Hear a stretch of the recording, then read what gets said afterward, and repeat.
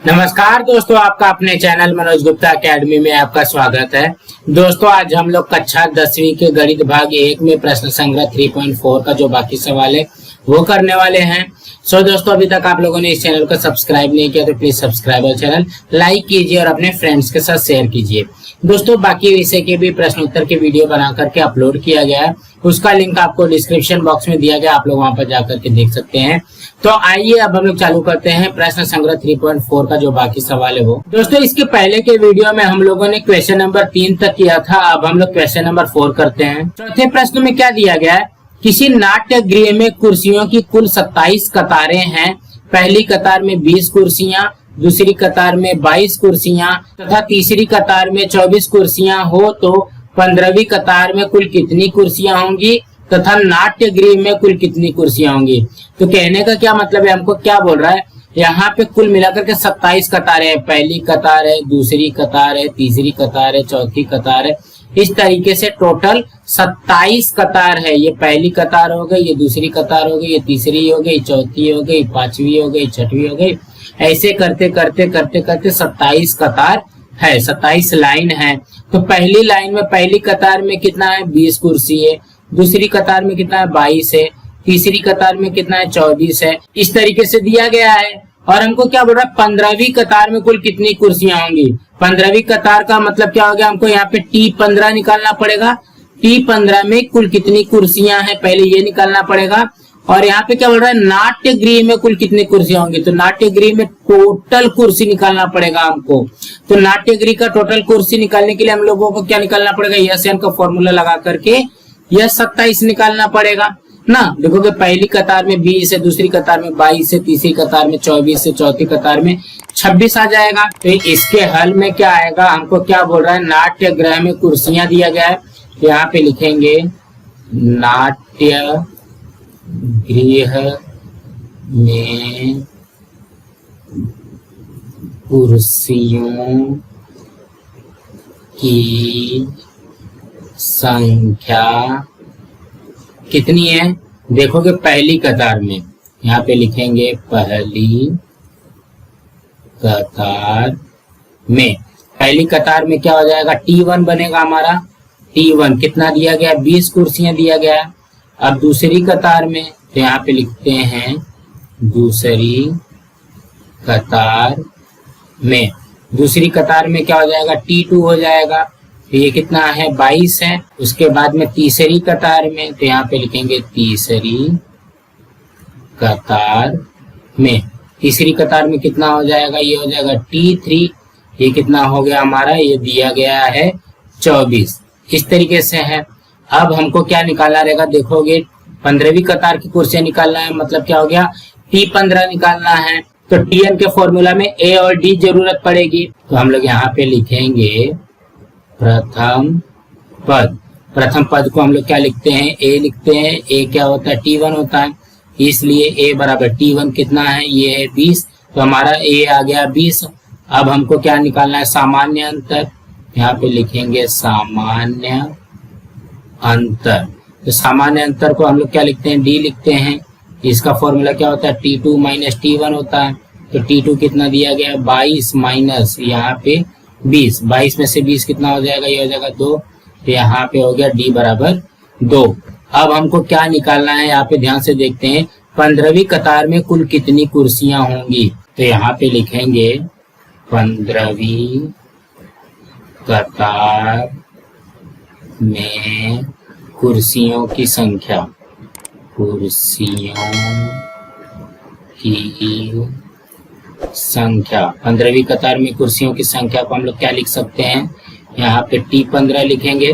तो यहाँ पे T15 निकालेंगे हम लोग। तो T15 के लिए क्या करेंगे, TN का फॉर्मूला रखेंगे। तो ये क्या हो जाएगा, A plus N minus 1 D। तो यहाँ पे देखोगे हमको क्या निकालना है, T15 निकालना है। ध्यान से देखोगे N के जगह पे 15 लिखा है, यहाँ पे भी N के जगह पे 15 आएगा।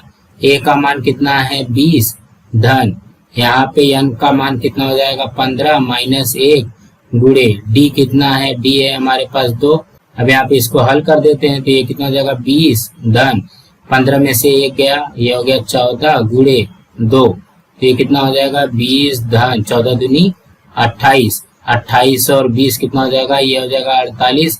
तो कहने का क्या मतलब है, 15वीं कतार में 48 कुर्सियां हैं। तो यहाँ पे लिखेंगे इसलिए 15वीं कतार में कुर्सियों की संख्या 48 है।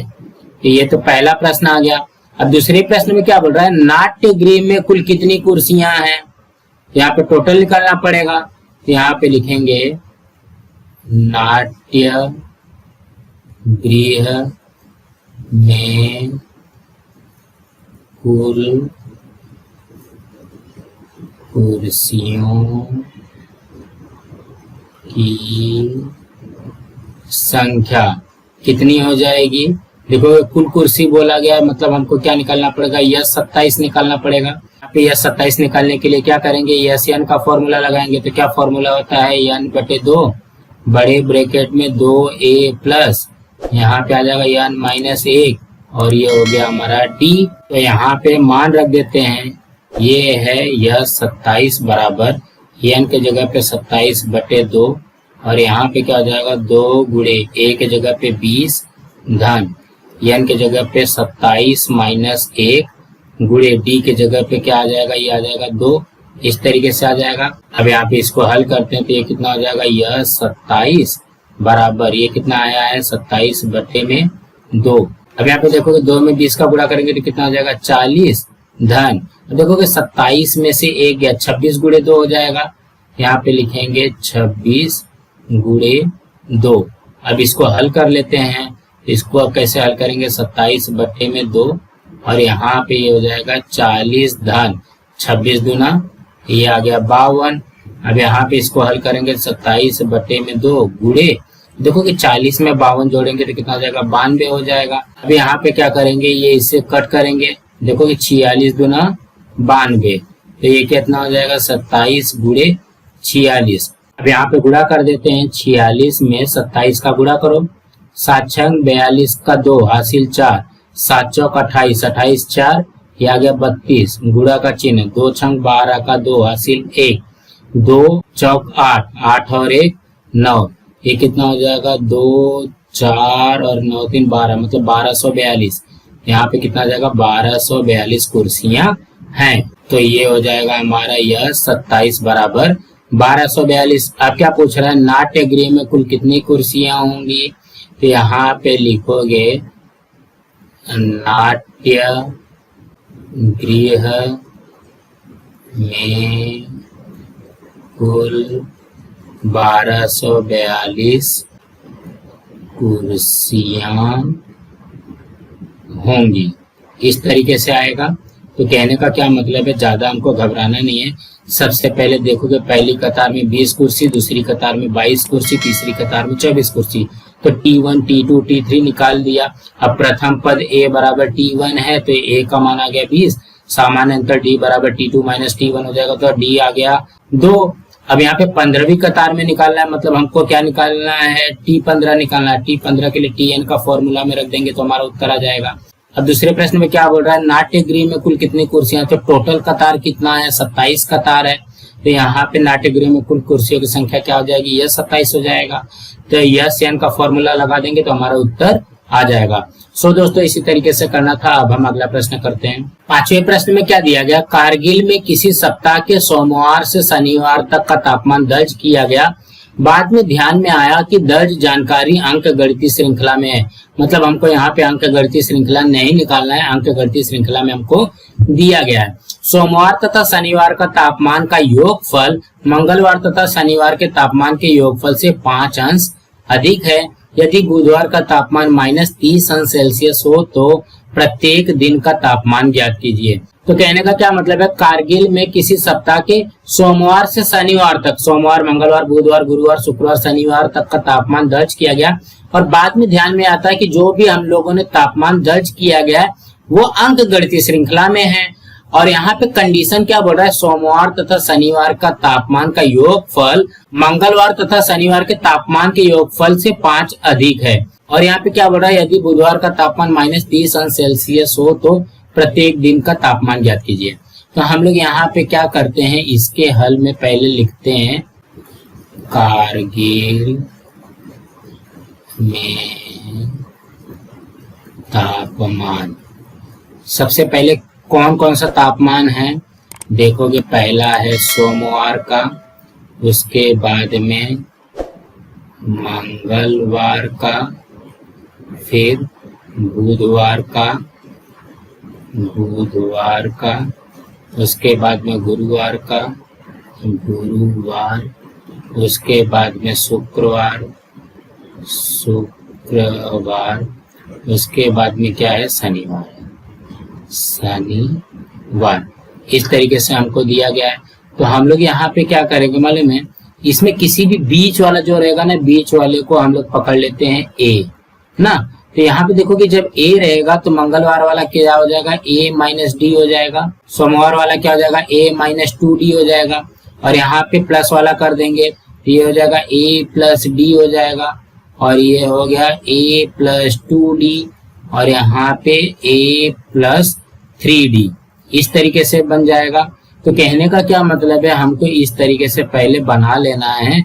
देखो कि ये अंक गणित श्रृंखला में ना, तो इसको a मान लेंगे, बुधवार को अगर a मान लेते हैं तो a-d, a-2d, यहाँ पे a+d, a+2d, a+3d, मतलब यहाँ पे d में 1 2 3 ऐसा बढ़ते जाएगा, यहाँ पे 1 2 घटते जाएगा। तो बुधवार का तापमान कितना दिया गया है, ये हमको दिया गया -30 अंश सेल्सियस।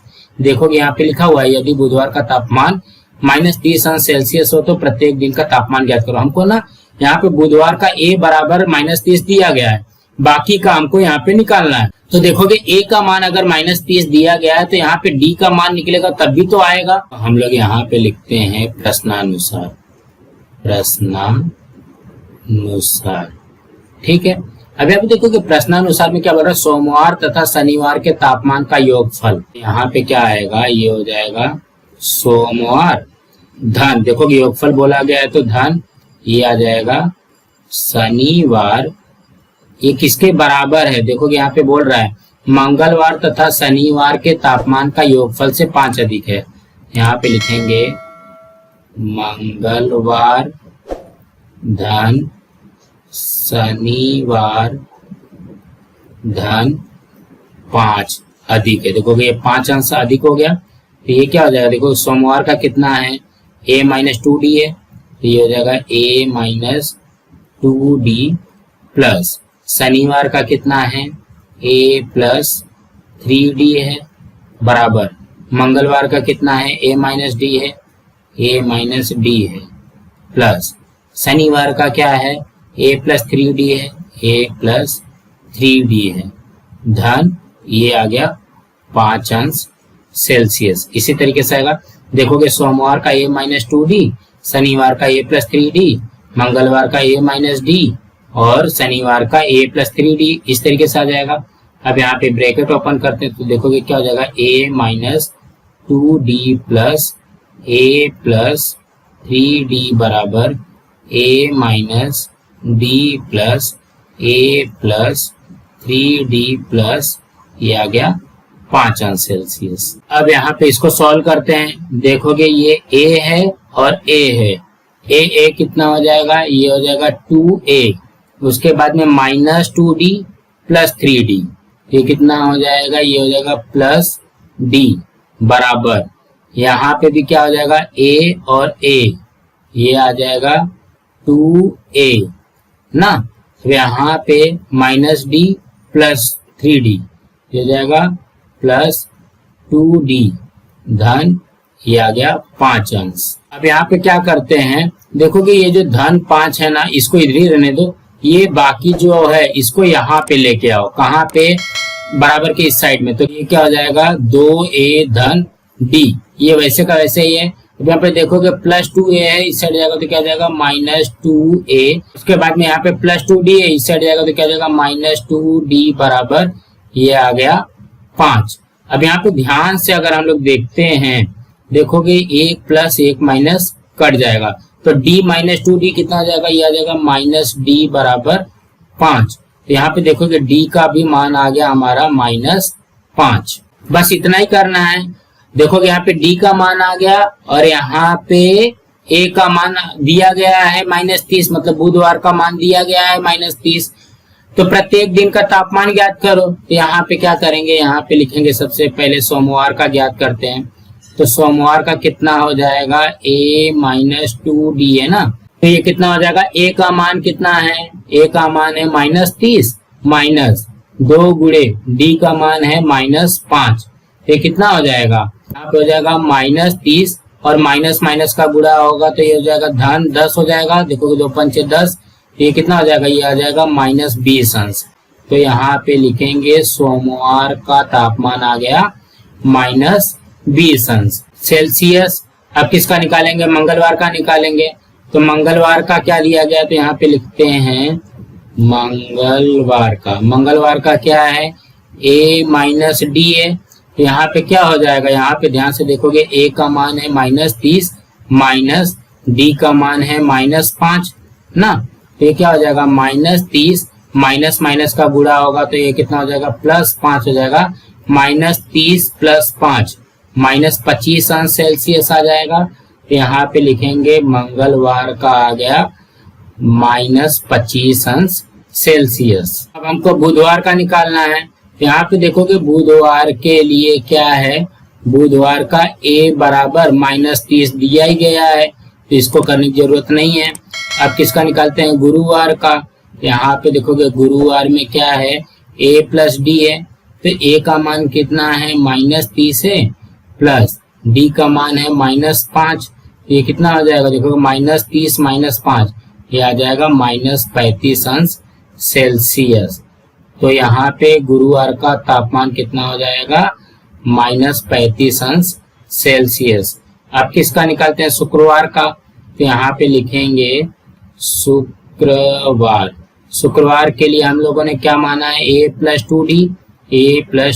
a का मान कितना है, -30 प्लस 2 गुणे यहाँ पे -5 से गुणा करना पड़ेगा ना। ये क्या हो जाएगा, -30 प्लस यहाँ पे 2 में -5 का गुणा करेंगे तो कितना हो जाएगा, -10। अब इसको हल करेंगे तो कितना हो जाएगा, -30 - 10, यहाँ पे कितना हो जाएगा, -40 अंश सेल्सियस। तो शुक्रवार का कितना आ जाएगा, शुक्रवार का आ जाएगा -40 अंश सेल्सियस। अब किसका निकालते हैं, शनिवार का। यहाँ पे लिखेंगे शनिवार का क्या है, a + 3d है। तो ये कितना हो जाएगा, -30 प्लस यहाँ पे हो जाएगा 3 गुणे d का मान है -5, इस तरीके से आ जाएगा। तो ये कितना हो जाएगा, -30 - 15 हो जाएगा। तो ये कितना हो जाएगा, -45 अंश सेल्सियस। यहाँ पे शनिवार का तापमान आ जाएगा -45 अंश सेल्सियस। तो कहने का क्या मतलब है, ज्यादा घबराना नहीं है, कारगिल में तापमान लिख लेना है, सोमवार, मंगलवार, बुधवार, गुरुवार, शुक्रवार, शनिवार। तो देखोगे यहाँ पे जो बीच वाला है उसको हम लोग a मान लेंगे।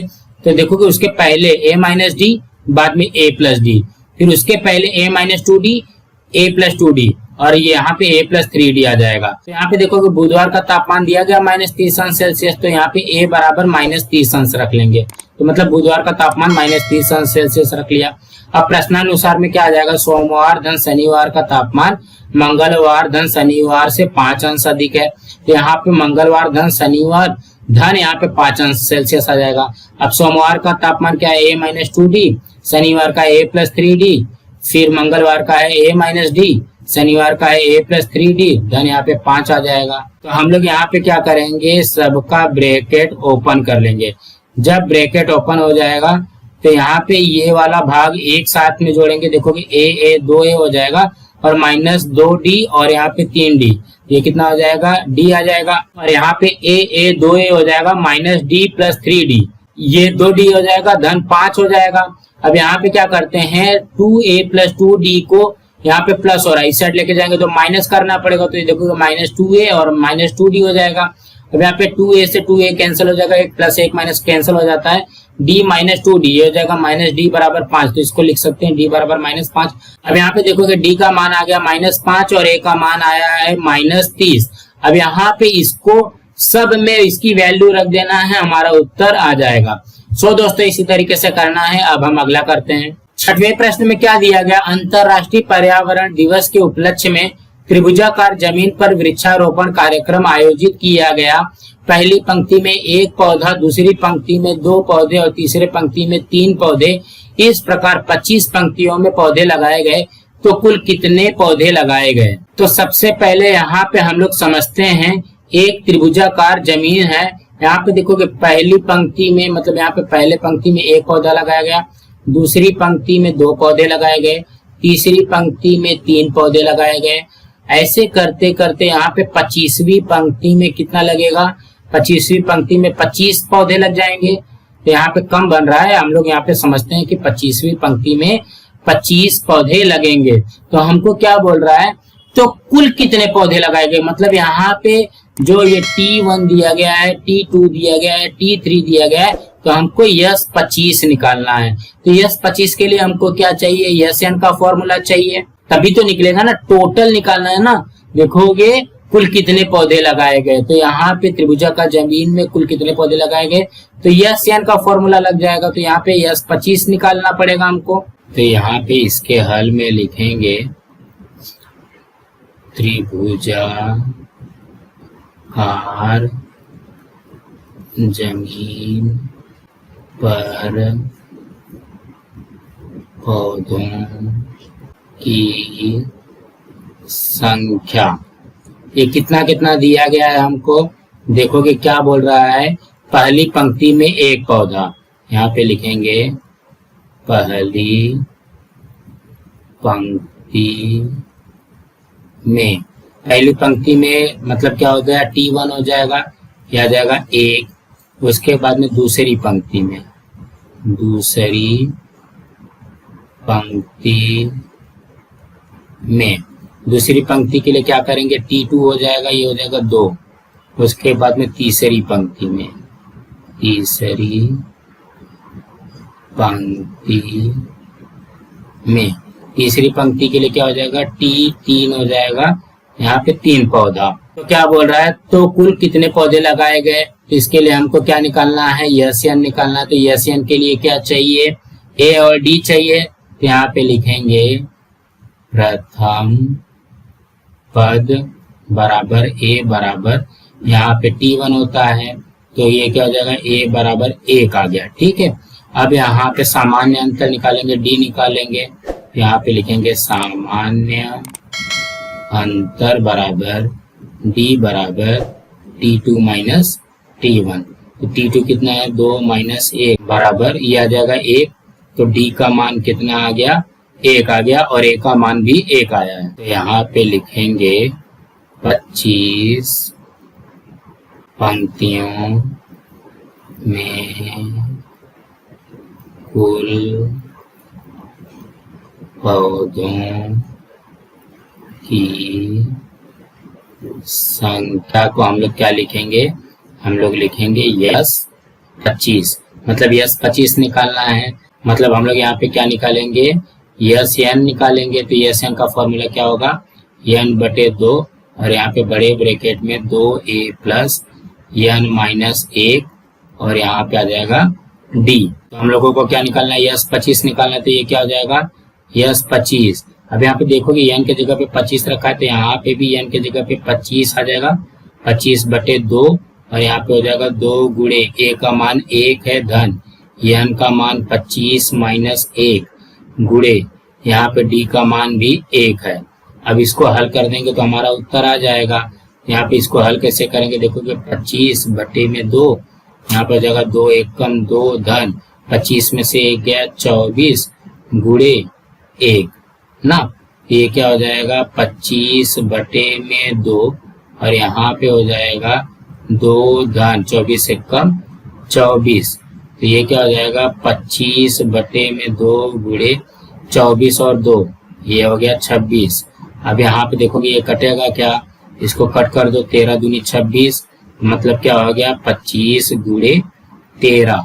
अब यहाँ पे 25 में 13 का गुणा कर देते हैं, तो 3 पचे 15, हासिल 1, 3 दूनी 6, 1 7, 1 पचे 5, 1 दूनी 2, इसको जोड़ देते हैं तो ये कितना हो जाएगा 5 7 5 12, हासिल 1, ये हो गया 325। यहाँ पे आ जाएगा 325, ये आ जाएगा यस 25 बराबर 325 आ गया। क्या पूछ रहा है, तो कुल कितने पौधे लगाए गए, तो यहाँ पे इसके उत्तर में हम लोग लिखेंगे कितना पंक्तियां हैं, 25 पंक्तियां हैं, तो यहाँ पे लिखेंगे 25 पंक्तियों में कुल 325 पौधे लगाए गए। इस तरीके से आ जाएगा। सो कहने का क्या मतलब है, इसमें भी ज्यादा घबराना नहीं है। देखोगे यहाँ पे पहली पंक्ति में T1 बराबर 1, दूसरी पंक्ति में T2 बराबर 2, तीसरी पंक्ति में T3 बराबर 3 ना। तो यहाँ पे क्या बोल रहा है, तो कुल कितने पौधे लगाए गए, तो कुल पौधे निकालने के लिए हम लोग क्या करेंगे, यस एन का फॉर्मूला लगाएंगे। तो यस एन के लिए हमको क्या चाहिए, ए और डी का मान चाहिए। तो प्रथम पद बराबर ए बराबर T1, तो ए का मान आ गया 1, और सामान्य अंतर होता है T2 माइनस T1, तो ये हो जाएगा 2 माइनस 1। यहाँ पे डी का भी मान आ गया 1। तो 25 पंक्तियों में कुल पौधों की संख्या कितनी हो जाएगी, यस 25 हो जाएगा। अब यहाँ पे यस 25 निकालने के लिए यस एन का फॉर्मूला रखेंगे, तो एन के जगह पे 25 रख देंगे, एक के जगह पे 1 और डी के जगह पे भी 1 रखेंगे। इसको हल कर लेंगे तो हमारा उत्तर आ जाएगा 325। तो 25 पंक्तियों में कुल 325 पौधे लगाए गए। सो दोस्तों इसी तरीके से करना था। दोस्तों आज हमारा यहाँ पे प्रश्न संग्रह 3.4 कंप्लीट हुआ। दोस्तों आप लोगों को ये वीडियो कैसा लगा, आप लोग कमेंट बॉक्स में जरूर लिख करके बताइए, और इस वीडियो को ज्यादा से ज्यादा लाइक कीजिए, अपने फ्रेंड्स के साथ शेयर कीजिए, ताकि उनको भी प्रश्न संग्रह 3.4 मिल सके, और इस चैनल को सब्सक्राइब कीजिए। नमस्कार दोस्तों।